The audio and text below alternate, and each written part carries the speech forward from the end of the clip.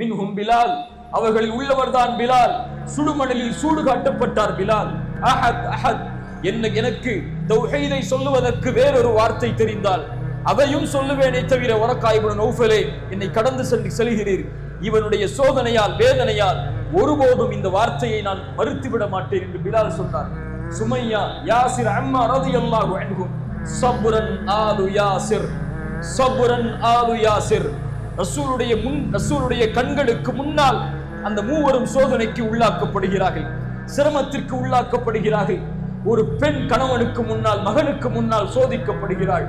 அந்த சோதனையின் காரணமாக வேதனை அதிகமாகி சுமையா ரலியல்லாஹு அன்ஹா அவர்கள் தௌஹீதில் நிலையாக இருந்து அவருடைய எஜமானருக்கு மாறு செய்வதுடைய கோபத்தின் காரணமாக ஈட்டியை கொண்டு அவர்களுடைய பிறப்புறுப்பில் குத்தப்பட்டு இந்த உலகத்தில் அல்லாஹ்வுடைய தீனுக்காக ஒரு பெண் ஷஹீதானார்கள். சப்ரன் ஆலு யாசிர்.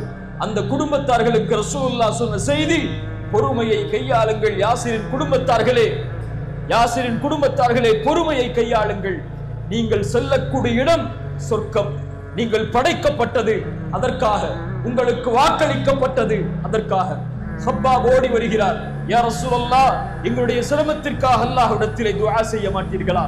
நெருப்பில் படுக்க வைத்து எங்களை சோதிக்கிறார்கள் அல்லாஹ்வின் தூதரே. ஹுபைப் வந்தார்கள்.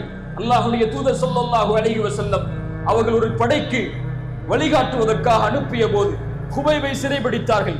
ஹுபைபிடத்திலே ஒரே வார்த்தை சொன்னார்கள், ஹுபைப், உன் தூதர் நீ நிற்கக்கூடிய தூக்கு மேடையில் நிற்பதாக கற்பனை செய், உம்மை விடுதலை செய்கிறேன்.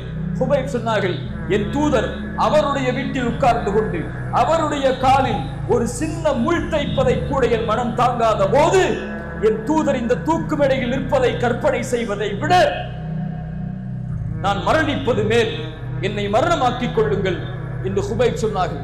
யா ரசூலல்லாஹ், யோசித்து பாருங்கள் கண்ணியத்துக்குரியவர்களே, அல்லாஹ்வுடைய தூதர் ஸல்லல்லாஹு அலைஹி வஸல்லமுடைய சமூகம் சோதிக்கப்பட்ட காட்சிகளை, அவர்களுடைய தோழர்கள் சோதிக்கப்பட்ட காட்சிகளை, வறுமையை கொண்டு, பசியை கொண்டு, நெருக்கடிகளை கொண்டு, குடும்ப இழப்புகளை கொண்டு, உறவுகளின் பிரிவை கொண்டு, வறுமையால் பசியால் ரசூலுல்லாஹ் சோதிக்கப்பட்டிருக்கிறார்கள், சஹாபாக்கள் சோதிக்கப்பட்டிருக்கிறார்கள்.